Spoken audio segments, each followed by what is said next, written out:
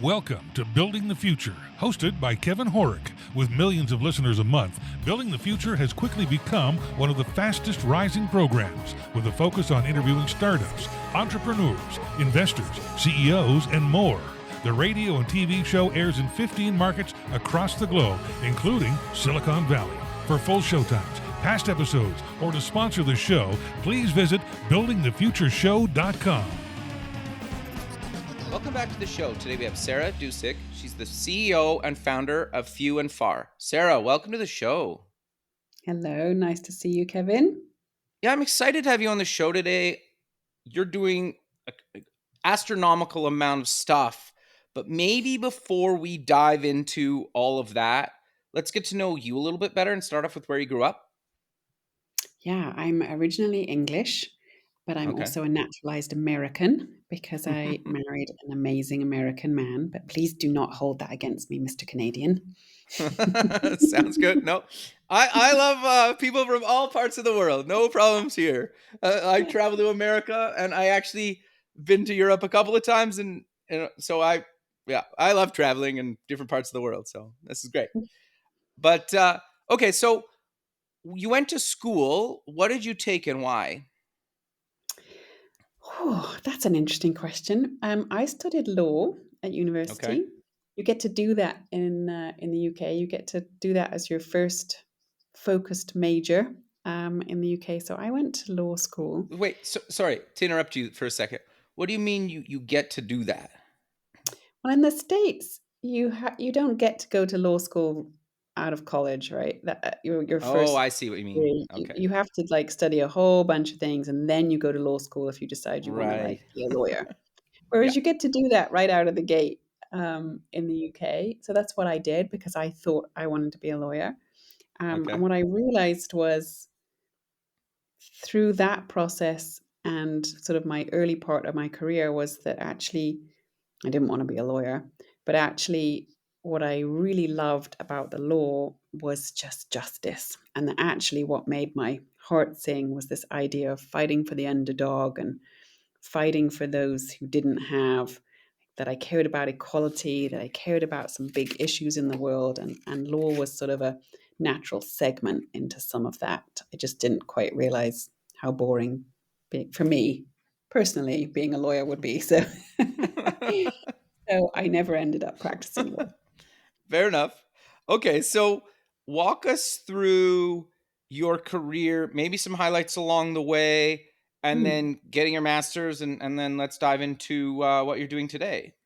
Yeah, I have a slightly unusual career path in that I became an accidental entrepreneur after Okay. 8 years of working for nonprofit organizations. So, not your usual foray into entrepreneurship after working for aid agencies, but that was what happened to me. I worked all over the world. I spent several years in Africa and then several years in the Far East, working for different Christian organizations doing amazing work.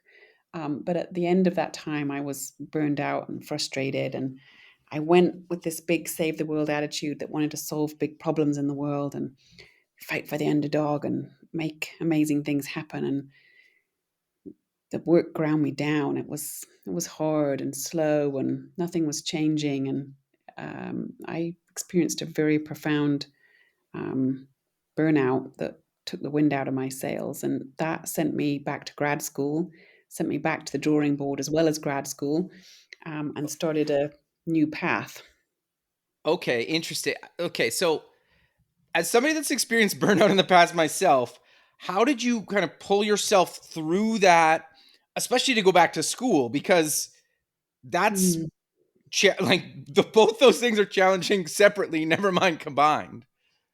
Yeah, I mean, school was like light relief. I mean, I think school was buying me some time to rethink my Interesting. stance about the world and my place in it. And I ended up doing a missiology um, program, which is basically thinking about the mission of God in the world. Okay. And as a person of faith, I was questioning my faith. I was struggling with who I was in the world, what my place in the world was, what was I going to do with my life, because what I had been doing with my life, I couldn't imagine being able to do again because I was so spent and so exhausted and just burned. And burnout is not something you get over very quickly, right? Burnout is Right. Yeah. it's not put a bandage on and suddenly like bounce back and like, hey, I'm back. Um, and it took me several years to recover. And so study was part of recovery, and it was part of reimagining my life and reimagining my world and who I was going to be going forward. Interesting. Okay.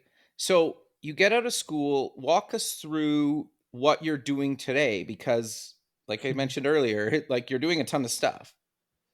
Yeah, doing lots of things right now, which were all informed by burnout, amazingly. And that's that season of study. I mean, I said I became an accidental entrepreneur, and that is what happened after sort of several years of master's research. I ended up thinking about business as a vehicle for doing good in the world, and business as a vehicle that was a much better vehicle potentially for driving change, solving big problems, creating shifts. And of course, this is 20 years ago now, and it was a period of time when no one was talking about B Corps or social enterprises, or we were still in the midst of we were just coming off the dot-com bubble burst, and tech was Right. was all the buzz, and so there wasn't a lot of talk about tech for good or tech as a vehicle for driving change and all the rest of it. But these were some of the ideas that I was starting to think about, and starting to think about how business could be this vehicle for doing good. So if you're starting to think like that, the obvious segment is to think, well, maybe I should learn about being in business. And I knew obviously nothing about being in business. I had not been in business for the first part of my career. So it was a major mental shift and physical shift, to thinking about how do you build something for profit as opposed to how do you use nonprofit resources to try and do good. Interesting. Okay. So what types of businesses have you created? And then let's maybe go through each of them. Yeah, I've had plenty of failures. Maybe let's start there. Okay. No, Because that's the best advice. 'Cause every I think that's successful the business problem person is has failures. yeah, like, but not a lot of people will brutally, honestly tell you that. It's Well, like, and oh, it's I had this true, idea right? and I made $1 million. It's like, yeah, but how many failures did you have before you made a Yeah. million How dollars? many prototypes did you have that didn't work before you made a business that made $1 million? Absolutely, yeah. Exactly. And Exactly. and that's what I know to be true. Really, is that um, there is no pathway to success without having some failure along the way. So You can't avoid it. I mean, whether you even if within the same business, right, you're going to have constant failure. So failure is just iteration. Failure is learning, and failure is discovering things you didn't know, so that you yeah. can use them to your advantage. No, and like I keep thinking about like how Apple just announced that they basically canceled their car project, which is Yeah, like one of the biggest companies ever. still Basically failing. had a huge failure. So like if Yeah. Apple can't figure out certain things, you're not going to figure out certain things some of the time, right? So Yeah. do you maybe want to walk us through some of those failures and what you learned along the way until they became a success? Yeah, I mean, I think they're they're endless. I think, but maybe failure overall teaches you have to keep getting back up, right? So that 100%. if you don't hit a home run the first time, it doesn't mean you're not going to hit a home run. It just means you have to take more swings. And I think Yeah. that's sometimes as entrepreneurs what we forget. We get disillusioned by the things that didn't work and don't realize, okay, well, that's one more thing I know that doesn't work, so I can take another swing at something that does. And that's probably my biggest overall takeaway from things that didn't work, so that you can, even if you make minor adjustments and minor tweaks and minor changes, all of those things are helpful for getting you to the thing that does work and the pathway that does get you somewhere. So I had a business in the UK that we launched, must have been 2006, and a social enterprise um, that we were very excited about, our first sort of endeavor in sort of crossing this divide between profit, non-profit world. And within a year, the great financial crash of 2007 rolled around, and it basically wiped the financial markets out. Right. And everything we were doing was no longer viable, and we lost a ton of money. And that business had to close its doors. We had to stop doing what we were doing, and we had to rethink our whole strategy, lay everybody off, try and, preserve and protect everything you can, but basically figure out how you're going to get yourself out of what now is a massive financial mess, and navigate your way through. And Okay. that was It's hard. that was challenging. Yeah, not a great way to start, and not a great way to think, oh yeah, I'm definitely onto something. But as any good entrepreneur will tell you, you have to pick yourself back up and figure out, let's take another swing, and let's give it another go. I think there's something there. We just didn't have the timing. We didn't have the right moment. We learned a whole bunch of stuff, even with what was working before, financial markets took us out. Let's go again, and let's figure it out. So my husband and I then moved to the States. We picked ourselves up. We had one little baby, a 6-month-old baby at the time.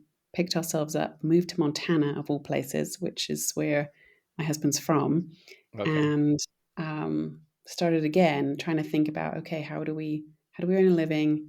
How do we think about building a business, and how do we use what we've got to try and create some income and think about building something that's bigger than us? Okay. So what did you create? And then walk us through that. We ended up creating a business called Under Canvas, but Okay. which became one of the largest glamping companies in the US. I think still the largest glamping company in the US. Oh, And cool. but that business took 3 years before we really hit product market fit, and probably before we really had a home run and started thinking about, yes, we've got something that's scalable, that we can grow, that can be something significant, and we can do a lot of good with at the same time.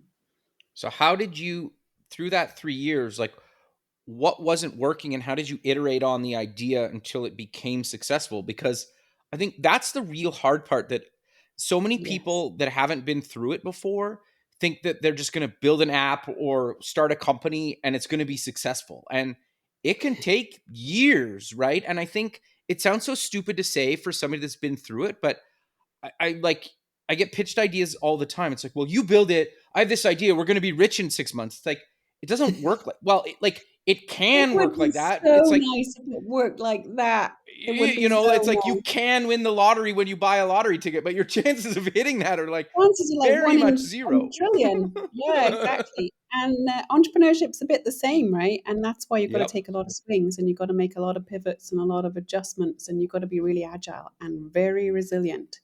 Your skin has to be very, very thick to be able to take the pain, that the amount of failure that entrepreneurship requires. Because yeah, we started with an idea for a tented experience on the Okay. prairie in Montana where my husband's parents lived, and they it did not work, quite frankly. Okay. People loved the product. People would phone us about how amazing our tents looked and how great the product was, but nobody really wanted to come out and stay in the middle of the prairie, in the middle of nowhere, in the middle of Montana. And so we just didn't have all the components right. So we had to iterate. We had to create a new version of our business model and go again. So we made an adjustment. We took our tents and created an tented event company. We'd start taking our tents to others around the country who wanted to host Interesting. weddings and events. So took the thing that was working, people loved the tents, and they said, we just love them. Where can we get them from? So we started saying, well, other than saying, well, you come stay with us, we started saying, well, we could bring them to you for an event. And so people would start hosting parties and weddings and family reunions and all the rest of it. And we would drive around the country with beautiful, amazing, furnished, lovely tents, which was the start of a business that, could do $1 million, and Sure. could do something significant. But I think what we realized with that business was it was very hard to drive growth, very hard to drive scale. And this Right. is my role. I have a venture capital fund now. I'm also investing in other startups now. And one of the things that's really interesting as an investor looking at early stage startups is, what's your growth formula for scale? Do you have a pathway to Yeah. be able to scale what you're doing? Do you have something that is easy to sell or easy to acquire users, that we can see there's a pathway here to growing something really quite ginormous? And what could that be? And it was really interesting with our event company, because whilst it was super popular, I basically had to wait for people to call me. And that's not a strategy for Uh, growth, right? Waiting for the phone to yeah. ring is not a growth strategy. So we then had to go back to the drawing board and go, okay, how am I going to drive the phone ringing? What is Sure. going to make the phone ring more? And how are we going to do more business? And long story short, we basically ultimately realized there were very little ways to do that with an event company. So again, had to make a pivot with, okay, maybe the business model's not right. Which I often tell the story to folks, and I go, well, that's pretty crazy, because you had a business that was doing $1 million and deciding that's not your magic formula. So sometimes good can be the enemy of great, right? Having something that Yep. works, is making money, is fulfilling your, you think this is great. We've got a good little business. We've got a strong little business here, but we're going to stay in the little business category if we don't do something else, if we don't make a change, if we don't adjust, if we don't pivot again. Yeah, it's So interesting. we pivoted again. That has to be a really hard decision though, right? Because Yeah, you're terrible. making like $1 million, say, and like you could lose it all by pivoting, right? Yeah, exactly. And I see this all the time now as an investor with businesses that are functional and making money, but really going nowhere Yep. and not going to grow beyond what they're doing right now, or not going to drive any amazing changes, or just not going to have any significant, there's no trajectory that says this is going to be any different next year than it was this year. Right. And that's a hard thing to face up to. And then the question just becomes, well, what do I want? The question Yep. is, do I like what I've got? If I like what I've got and it works for me and I'm perfectly happy and the world is great, great. You stay with that. That is Yeah, really fair. great, really fantastic, right? But if that's not what you want, and you want your business to grow and you want your business to change, then you've got to start asking yourself hard questions and start making hard changes. And that requires an enormous amount of courage. Sure. So what did you pivot to kind of again? Mm. So we realized, okay, people like the tents, keeping the Yeah. tents.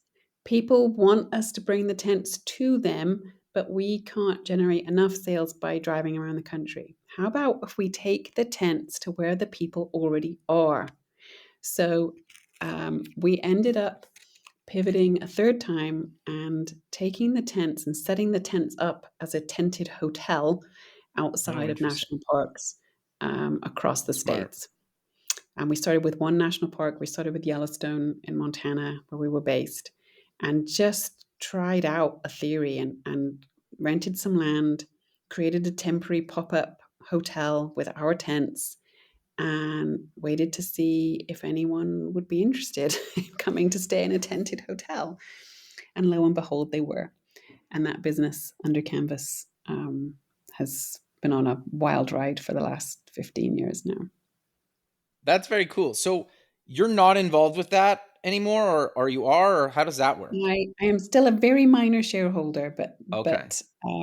no, I am not involved in the day-to-day operations of the company Okay. So anymore. did you sell the company, or walk us through We that? sold the company in 2018, sold the Okay. majority of the company in 2018, and I remained on the board. I stayed as CEO for a year after that and remained on the board for several years after that.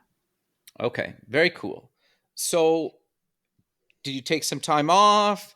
You start the venture firm Oh, right away? Walk us through that. yeah. One of the things that happened to me whilst I was trying to grow and scale my own company was I realized as a female founder, it was actually really quite hard for women to raise capital, actually quite hard for women to grow and scale Yep. big businesses. Still is, And from my understanding. still really is. Yeah. So one of the decisions I made in my head was if I ever sold my company, I would become the investor that I wished I'd had, Awesome. and would become an investor to other female founders to help them grow and scale and go on the journey that I have been on. So in 2019, at the very end of 2019, we launched a venture capital firm called Enygma Ventures, and that we invest in female founders across the African continent who are trying to grow and scale incredible, impactful enterprises. Very So cool. back to my So roots. I started my career in Africa. So 20 years later, we came back and that's came back awesome. as investors to Africa. So what types of women and companies do you invest in? And how do you, because of the geographic distance, do you go over there and validate businesses, or Mhm. do you bring them to America? Like, how does that kind of work, and what types of businesses are you investing in? Yeah, I spend a lot of my time based out of South Africa now. So I'm on the continent a lot. Okay. Um, I'm mostly investing in tech. We've got some Okay. consumer goods, but our thesis has been around anything that really does have very significant ability to scale. And obviously, tech is usually much more able to scale and able to, reach infinitely more numbers of people than any other kind of business. So everything we have got has got some tech component of some kind. Very cool. Is there, like, walk us through or give us kind of a quick overview of where does a business need to be at for you to kind of look at them and invest in, and then Mm. what's your check size range? Yeah, I'm really early stage, so I'm Okay. usually the first institutional investor on the cap table. So we Oh, write very seed cool. checks, and we typically write checks anywhere from sort of a couple of $100,000 to $500,000-600,000, and then often follow on if they're doing really well. So that's Okay. our magic sweet spot. I Okay, like being very cool. first. No, I don't blame you. That's where I'd want to be if I was an investor, for sure. Um, so do you maybe want to give us a couple quick examples of companies you've invested in, just so people get some idea? And Yeah. and then maybe give us, is there industries within side of tech that you kind of focus in, or is it kind of broad? Yeah, we've done all sorts. We've done some AI, we've done Okay, some ed tech, we've done some fintech, we've done what else have we done? Some e-commerce platforms, because obviously Africa's at the front line of digitization now. sure. Um, what else have we done? Aren't they a leader? And you can correct me if I'm wrong. Aren't they a leader in like a lot of kind of being first for a lot of like tech kind of Yeah, we're innovation, just because they have to making be? massive, yes, we're making massive amounts of inroads Yeah, on innovation over here, and that's really exciting because obviously you've got a huge population. You've got 1 billion people on the continent, and a lot of people have not had access to digital services totally. previously. So yeah, we're really at the front end of frontier land over here. Yeah, no, and we just kind of take it for granted, I think, a little bit in North America, Yeah, I right? mean, Where even other parts of the banking. If world you don't think have that. about Yeah, yeah, if you think about banking apps and being able to create digital wallets. And Africa is certainly going to leapfrog on the cash front in terms of the amount of digital money that is moving. Will interesting. will eliminate cash here much faster, I think, maybe than the Western world will, for example. Same with, nobody has landlines here. Everyone's just got cell phone. Everybody's got a cell phone. So the amount of business that's being carried out on a cell phone, and the amount of things that are happening on a cell phone is infinitely more than what's happening on a cell phone in the US or Canada, for example. Interesting. Okay. Sorry. Do you maybe want to give us a couple examples of companies you've Yeah, you don't have we've to got. mention names if you don't want to, but Yeah, you I'm happy can, and to. kind of promote what they're Um, doing. yeah, absolutely.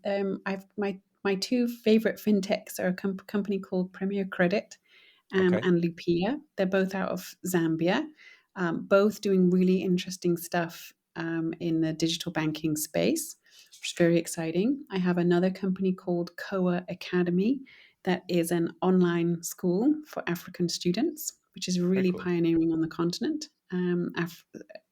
Really reinventing what education could look like for the continent, which is very exciting. Sorry. Can Um, I ask a follow up to that? Like, are they just? Is it kind of just like grade school, or what are they? yes, What are they teaching? yes, that school is grade school. Yes, so they're going all Okay. the way from grade 4 through to grade 12. So all the way through from kindergarten to uh, graduating high school, Very cool. And it's all online. all online. Yeah. That's cool. Okay. Keep with going. great Sorry. with great community hubs built in so that kids are socializing and connecting and doing meaningful project work together and socializing in their local areas by being connected online. So it's really exciting to see that, and exciting to see just how they are thinking about reimagining education. And we know education is one of those things that hasn't changed for like a million years, and we've not really reimagined the way we teach kids or think about diverse kids or neurodiverse kids or ways of learning or any of that kind of stuff. And that's super exciting with that business. I've, of course, got some AI in our portfolio. We've got one amazing company that's building recruitment AI technology, which is also very of this moment and very relevant. Yeah. By 2040, I think over 25% of the world's workforce is going to be in Africa. So it's going to be really Interesting. important that we can create jobs that employ those Africans, but also that they can get jobs easily and efficiently and quickly. So that her tool is working on making that possible. That's interesting. So, like, trying to get people inside the country and jobs kind of remote outside of the country, kind of thing. Yeah, both. Just helping employers employ quickly by helping finding appropriate matches quickly without having to spend a whole lot of time recruiting. So trying to speed up the recruitment process and using AI to find great matches and to find great candidates that might fit a That's particular cool. profile. Very cool. Any other Yeah, companies you want to highlight, or should we dive into few and far, Sue? yeah. Let's go to few and far. Okay. So, how did you come up with the idea, and what exactly is it? Yeah. So few and far is our newest travel company. With the idea being, I fell in love with the safari experience like a long time ago, right? And it Okay. informed the business we built in the United States under Canvas. And so now, with all the work that we've been doing in Africa, I spend a lot of time in Africa, and just I I still I still love it. There is still something very powerful, very energizing about being out in nature, connecting with it, and contributing to it. And we all know keeping our wild places wild is not a luxury, it is a necessity if we're all going to keep breathing over here. So Yeah, it's we, mind-boggling how people don't think of that, I but know, like breathing, so what? Like, important. it's like when we don't need to get political, but I So get it. for the last few years, we have been involved in a really large conservation project in South Africa, developing a new lodge, which we are opening later this year, which is seeking to conserve over 100,000 hectares of land that's currently not Wow, under conservation. And we're that's putting it awesome. under conservation and doing a whole bunch of rewilding work to regenerate the area and regenerate the soil, and also create an incredible place for guests to come and experience incredible Africa. So that's coming later this year. But as part of our own travel portfolio, we're also taking guests not only to Africa, but around the world on safari style experiences that do good and do well at the same time. So all of which will be connected to either conservation initiatives or social initiatives in rural communities, and using travel dollars as a mean to support those rural areas and not only create incredible bucket list travel experiences for all of us, but really give back to the communities who are trying to sustain some of the wildest, most precious places on the earth.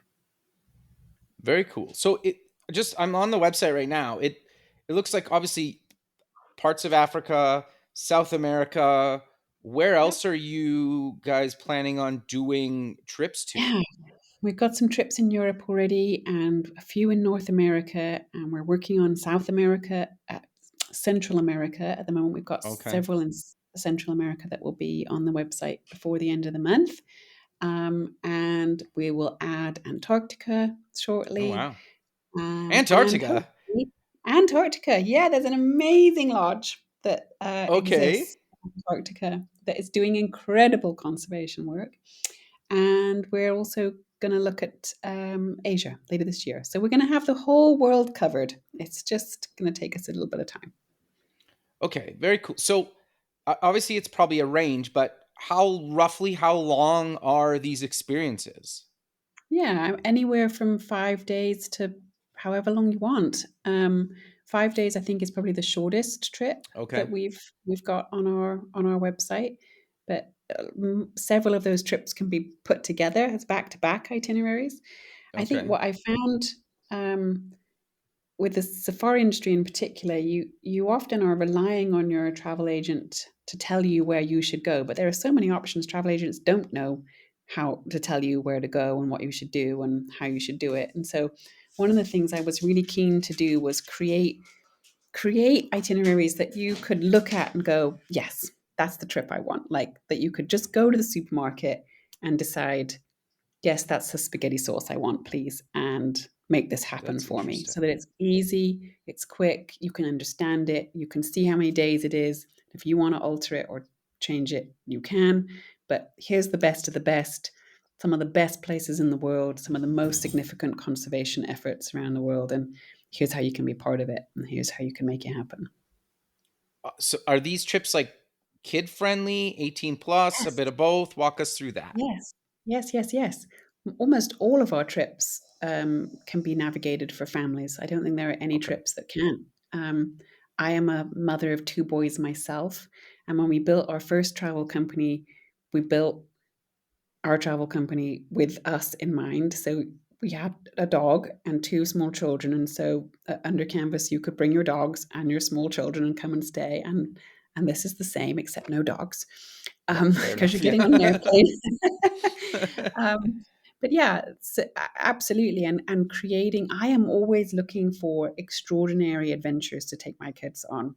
I want them to see the world. I want them to be engaged with the world. I want them to be global citizens, but also understand how important it is to protect our planet and be engaged in protecting our planet and understand some of the really big issues that our world is facing. And travel is an amazing way of doing that.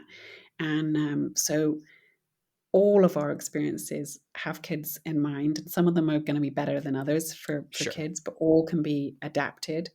And the safari experience is magical for kids, really, really magical. And, well, kids of all ages, probably. Kids of all ages, big and small. Kids at heart and kids in real life. Absolutely, yeah. Because like I've never love to go on a safari one day, but I've had like friends that have gone and like as an adult, and they said like it's incredible. Like I can't even imagine how incredible it is. Yeah, it is. So. It is very extraordinary. I don't know that there's anything quite like it. And the ability to feel like you are making a difference with at the same time having maybe the best vacation of your life. I don't think that gets any better. I think being able to do both those things, create magical memories with the people and your family that you love, unplug your life just for a few short weeks, and stimulate yourself and your senses in ways that you've not been stimulated before is an extraordinary thing to do. And I think they're priceless. Sure. No, I 100% agree with you. So outside of kind of airfare, because people come from all over, what's the kind of cost range of some of these experiences? Yeah, we're in the $5,000 to $15,000 to $20,000 Okay. range. So it really varies depending on where you go, Yeah. and how long you go for. But yeah, Sure. 5 to 20 is probably per person is probably the bracket. Okay. Well, yeah, that's just like going anywhere else, right? Like you can easily That's spend that like in like a going weekend, anywhere go to else. Disneyland or Amen whatever. to Like that. it's not. Yes. Yes, exactly. So Not yeah. wildly different. And I think the unique thing about all of our trips is that we're including offsetting your carbon footprint for your trip. Oh, interesting. And it is unbelievably affordable to be able to do that. I have been shocked recently by how affordable it is to offset your own carbon footprint. And it was really important to me that we're not doing more damage to the planet by going on a trip, which arguably is a luxury, right? We don't need to go on trips. Sure. So super, although depends how you argue that. I could also argue it is definitely not a luxury. We definitely need trips in our lives to make us healthy and whole. But definitely, the ability to not cause more damage to our environment by traveling is super important.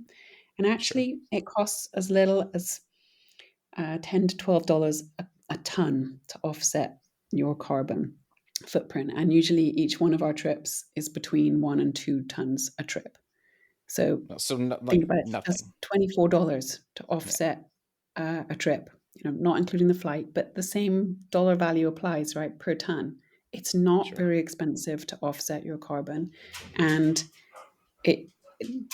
So we all need to be behind supporting projects that are rewilding, that are doing conservation efforts to protect our soil, protect our planet, and to keep sequestering more and more carbon, and because that's how we are all going to stay breathing. No, that's really cool. So you also have a book coming out. What's I the do. book called and what's it about? Yeah, the book's called Thinking Bigger, a pitch book strategy for women who want to change the world. And the book is written to explain my own entrepreneurial journey with Under Canvas, and also help female entrepreneurs understand what makes them investable, and how to think about building a big enough business. So, like we talked about earlier with the event business that just really wasn't an investable business because it wasn't scalable. The book's about helping us think about how we build businesses that are investable, that are scalable, and that are bigger than most of us are thinking most of the time. Sure. Can So you that's the give us book. some more? Okay, keep going. Sorry. No, it's fine. I was going to say it's coming out on for pre-orders on April 1st, and it will be Okay. available on all good places you buy books. But I think the magical thing for me about writing this book was there were so many things I didn't know as an entrepreneur. I mean, most entrepreneurs don't don't know unless you had a really expensive, fancy education in entrepreneurship. There are lots of things we don't know. And I learn a lot of the lessons I learned the hard way and the expensive way by making mistakes. And there are some mistakes we don't need to make. Some mistakes we can learn from other people, right? Some mistakes we Sure. can learn by reading a book. And I wrote this book so that other women wouldn't necessarily have to make the same kinds of mistakes that I made, and could help them think about building the kind of businesses that would help get them funded and help think about growing and scaling into building something much more significant. Can you maybe give us a couple examples of things that you talk about cover in the book? Yeah. So each chapter in the book explains a page of the pitch deck. So the pitch deck is a standard sort of 10-page slide deck, right? That takes you through telling the investor what your problem is, that you're solving is, all the way through to what your ask is at the end of your pitch. And so on each page of the pitch deck, there is an opportunity to present the information that you really need to hook an investor and get them on your side. And most of us don't know what investors are looking for, right? We don't know what a magic winning formula is, and we don't know what investors need to hear. So each chapter of the book really unpacks a page of the pitch deck to help show you what's really, really important, help you understand your own business, maybe, Sure. and think about how you build differently, how you could communicate differently, and what are the really critical, important things that you need to be working on that are going to be really interesting for investors. No, that's very cool. So I'm curious, is there any advice that you've maybe learned along the way that you would like to pass on to, well, anyone really? Because I think it's relevant whether you're male, female, or whatever, right? Yeah, Just being an totally. entrepreneur, right? Yeah, I mean, I think, and the heart of the book was think bigger, thinking bigger. And I meet a lot of female entrepreneurs now who are just not thinking big enough. Sure. And for me, thinking bigger is not about just putting more dollars in your pocket. Thinking bigger is about solving some of our biggest, most systemic, most difficult problems that we're all facing on this planet together. And if we don't start thinking big enough, we're not going to solve the things that need solving. We're not going to overcome. We're not going to move forward. We're not going to drive the change that we all want to see and build the world that we want to kind of see. So that would be my biggest piece of advice. Let's think about the world we want to build. Let's think about what moves the needle, and let's not be afraid of tackling big challenges that are big problems that maybe we could solve a piece of. Because if we all do our part, right? If we all take our tiny component of the thing that gets us up in the morning, the thing that we care about, that's how we build a better world. That's how we build a world that works for everybody. That's how we build a world that includes everybody. And that's how we create solutions for some of the biggest inequalities that, our world is facing. Sure. Any ideas for actually coming up with an idea? Because it's kind of daunting. You just like, okay, I have this hypothetical white Yeah. canvas. I can do anything, but Yeah. potentially doing anything is scary, right? Yeah. And the best place to start with that is thinking about, what do I care about? What matters to Okay. me? What problems can I see? It's great to, when people often think that, you can see a problem and everybody can see the same problem, right? But actually, that's not true. Not Yeah. everybody sees the world the same way, right? And not everybody sees the things you can see, because there's only one you, right? There's no one else that looks and sounds and smells and feels like you, and that's what makes us all unique. And so, if we can take our eyes and take what we can see and take what we care about, and decide, what am I going to do with that? That's the beginning of genius ideas. And actually, the ideas that get funded and the things that we get to make happen often are because people really care about something and they really are passionate about it. It's really hard to raise money for something you're not passionate about, right? And it Yeah. and it People can shows, see it. right? Yeah. You can see it in your eyes, right? That you're dead inside if you don't really care about this thing. So you got to really care about what you do and why you do it. So that would be what I would say. Start with what you care about and start with what you can see. Well, I think that's actually really good advice. The other thing that I would like your thoughts on is I think certain people still have it in their mind that you need to come from a certain type of background to be successful and be an entrepreneur. And like, I don't think that's true at all. And I'm assuming you would agree with me on that. But do you want to maybe 100%. demystify that a little bit? Yeah, I mean, we sadly are playing in a world where um, white men who went to Harvard, Yale, Stanford, etc., have raised most of the venture capital money Yeah. that gets deployed in our world. Um, But the best people to solve the world's problems are not only the white men that went to Stanford, Harvard, Yale, Princeton, etc., etc. We need everybody at the table, solving the problems they can see. So I had a nonprofit background and I did not go to a fancy school. Um, so I am not your typical classic entrepreneur, but I've been a very successful entrepreneur. And, I think whatever background you come from, whether you've had a career in corporate for, most of your life, or you're a high school graduate with a great idea to solve a problem, that's the beauty of entrepreneurship. It does not matter. It does not matter where you are from, who you are, how much education you had or didn't have. It matters that you have an idea that you care about, that you have a great solution for, and that you can assemble the right team of experts and people around you to help make that thing happen. That's really the skill. Those are really the skills that are required, right? Can you build a team? Can you have an idea? Can you have a strategy for how you're going to solve that problem? And can you make it happen? And if you can do that, nothing really else matters. I think that's actually really good advice. The other thing that I find interesting about it is sometimes even if you don't come from that industry and you're bringing fresh Exactly. insight and you don't have the like red tape and The bureaucracy and baggage. just like the Mm, of that industry, sometimes you can yep. really disrupt that industry because you're like, well, this is dumb. Why are we doing it like this? And everybody's You like, well, can that's how see we've it. always done it. Yeah, It's like, exactly. Exactly. I think the best innovators are often people who can just see things. And it's hard to see something if you've been in it for like forever and ever and ever and you're indoctrinated in it. It's hard to see the blind spots. So agree, 100%. Often the best disruptors are people who are not coming from that industry, for sure. we're kind of coming to the end of the show, but I also want your opinion on kind of one last thing. Set or maybe demystify a bit about how much money you actually really need to get started. Because obviously, if you're doing, I don't know, like a drug medicine type thing, it's going to cost you, Yeah. a ton of money, right? Millions, tens of millions of dollars or more.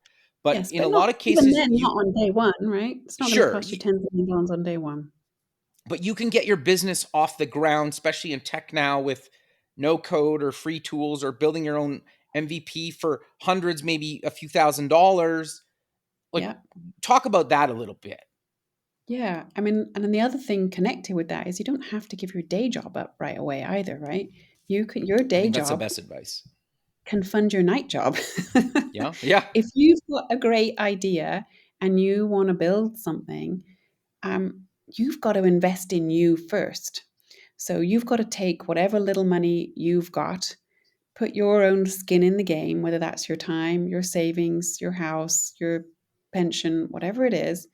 Put put put your put yourself in the game, and stop paying your 401k for a while and start paying your own startup to make something happen, right? And figure out how to just make it happen. When we started our first business, we had been working for nonprofit agencies for like almost a decade. We had no money, nothing, no savings, no nothing. And we scrounged together a little bit of money from our friends and our family. We put the little bit of cash that I had saved, and we got ourselves going. And we tried and we tested, we failed, we lost it all. But we still said, let's go again. And, not being afraid to lose what you've got is, even if it's a little, right? And sometimes we're afraid to lose the little we've got because it's all we've got. But Yeah. that is, there is no getting around that. There is no, I meet entrepreneurs all the time who want me as an investor to be their safety net. They want me to put my money in their business to make their idea happen. And I'm asking them, okay, what have you done so far? What skin in the game have you got? How are you working 3 jobs? Or are you putting everything that you've got of yourself into this thing? And it's your passion and your baby. And often the answer is no. And I'm like, well, why not? And they're like, well, it's a bit risky. It's usually the answer. And I'm like, so you're asking me to take a risk and you're not willing to take a risk? That's not going to work. And so, you're right. You don't need hundreds of thousands of dollars to start a business. You just need an idea, a bit of willpower, a bit of creativity, to, maybe some, encouragement from your friends and families to support your idea. Maybe if you can convince them it's a good idea, that's a good sign that they believe in you and they care about what the idea that you've had. Um, and see what you can make happen. I mean, honestly, I think venture capital spoils a lot of businesses. The best 100%. businesses don't have a lot of cash. They have to be nimble, they have to be creative, they have to be strategic about what they build and how they build it and when they build it. And they have to think about generating user activity or customers as quickly as possible, Because when you do that, you start to test your idea, right? And you start to test, is this a thing? Do we even want what we're building? Are we building this thing wrong? Have I got it in the wrong place? Can I actually drive any sales? And all these things you learn by having customers and relationships with real people in the real world. And often investor money doesn't help you do any of that. It often just pushes that down the road. So I'm a massive fan of starting with a little and seeing what you can make happen with a little. And if you've got something, you'll make it happen and people will be banging out your door to invest in you. No, I think that's really good advice. But how about we close the show with mentioning again where people can get more information about you, all the companies, the book, and any other links you want to mention? Thank you. Yeah, my own website is going live in a couple of weeks, sarahdusek.com. And you'll be able to find all the information about my venture fund, my travel company, and my new book coming out on that site. But my travel company is fewandfarcollection.com. You can find us there. And the book is Thinking Bigger, a pitch deck formula for women who want to change the world. And that will be available for pre-sale from April 1st from all good places where you can buy books. Perfect, Sarah. Well, I really appreciate you taking the time out of your day to be on the show, and I look forward to keeping in touch with you, and have a good rest of your day. You too. Thanks for having me, Kevin. Thank you. Okay, bye. Thanks for listening. Please visit our website at buildingthefutureshow.com to join the free community, sign up for our newsletter, or to sponsor the show. The music is done by Electric Mantra. You can check him out at electricmantra.com and keep building the future.